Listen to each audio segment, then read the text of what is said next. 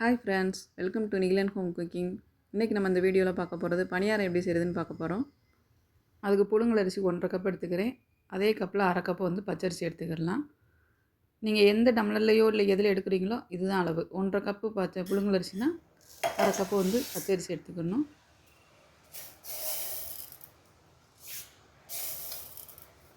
அது கூடவே 2 table spoon வெந்தயம் சேர்த்து ஊற வச்சிடலாம். உளுந்து சேர்க்க தேவையில்லை.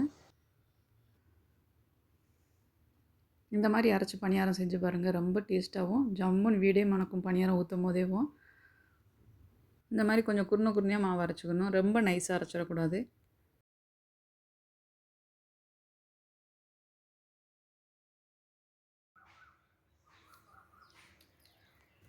எட்டு மணி நேரம் புளிக்க வச்சதுக்கப்புறம் பார்த்திங்கன்னா இவ்வளோ கெட்டியாக இருக்கும் மாவு.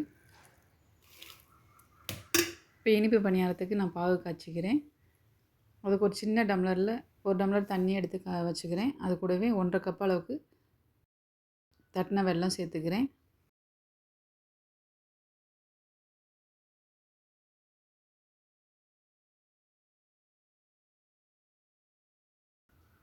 இது கரைஞ்சா போதும். ஒரு 4 ஏலக்காய் தட்டி சேர்த்துக்கிறேன். கம்பி பதமெல்லாம் பார்க்க தேவையில்லை. கரைஞ்ச உடனே நம்ம அந்த மாவில் சேர்த்துக்கிடலாம்.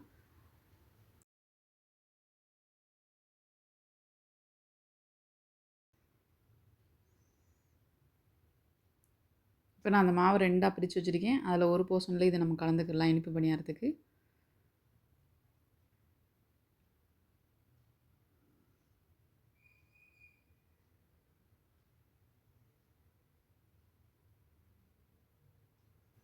கூடவே ஒரு பிஞ்சளவுக்கு சோடாப்பு சேர்த்துக்கிறேன்.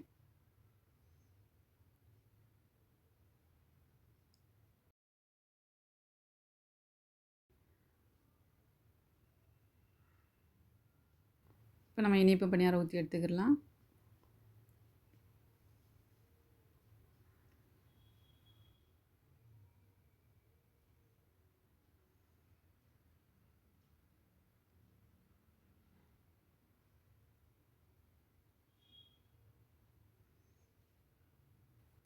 மாவு ஊற்றிட்டு மீடியம் ஃப்ளேம்லேயே வச்சு விட்டுடலாம். ஏன்னா இனிப்பு பணியாரன்றதுனால வேகமாக கறியிடும். மீடியம் ஃப்ளேம்லேயே வேகட்டும். நல்லா ஒரு பக்கம் வெந்துருச்சு. இன்னொரு பக்கம் நம்ம பிரட்டி விட்டுடலாம்.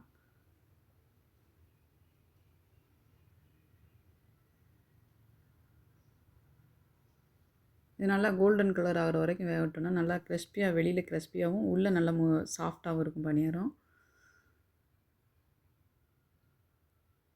அவ்வளோதாங்க, இனிப்பு பணியாரம் ரெடி ஆயிடுச்சு. இப்போ நம்ம கார பணியாரத்துக்கு தேவையான வெங்காயம் எல்லாம் தாளித்து போட்டுடலாம். ஒரு கடாயில் 2 டேபிள் ஸ்பூன் கடலெண்ணெய் சேர்த்துட்டு அது கூட 1 ஸ்பூன் கடவுளுந்த பருப்பு சேர்த்துக்கலாம். 1 ஸ்பூன் கடலப்பருப்பு சேர்த்து வறுத்துக்கிடலாம். கடுகு பொரிய வெங்காயம் பொடியாக நறுக்கி வச்சுருக்கேன், அதை சேர்த்துக்கிடலாம்.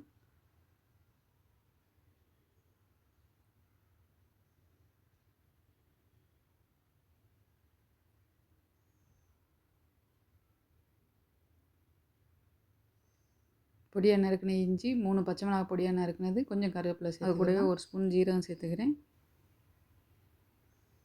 1 டீஸ்பூன் அளவுக்கு மிளகு தட்டி சேர்த்துருக்கேன்.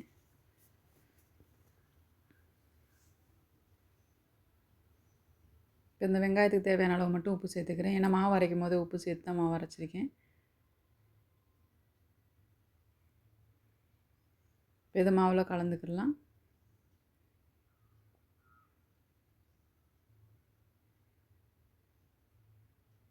இப்போ இதை நல்லா மிக்ஸ் பண்ணி விட்டுட்டு தேவையான அளவு தண்ணி சேர்த்துக்கிடலாம்.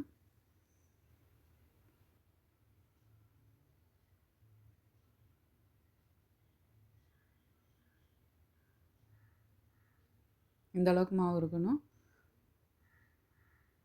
ரொம்ப கெட்டியாகவும் இல்லாமல் ரொம்ப தண்ணியாகவும் இல்லாமல் இருந்துச்சுன்னா நல்லா பணியாரம் பந்து பந்தாக வரும்.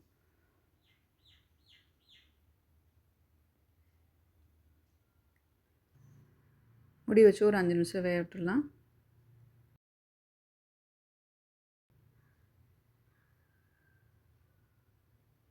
உள்ளே சாஃப்டாக நல்லா வெளியில் கிறிஸ்பியாக ஒரு இனிப்பு பணியாரம். பாருங்கள் எவ்வளோ சாஃப்டாக இருக்குன்னு.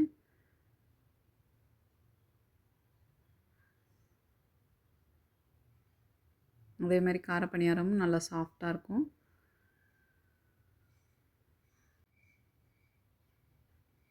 இதே மாதிரி நீங்களும் செஞ்சு பாருங்கள்.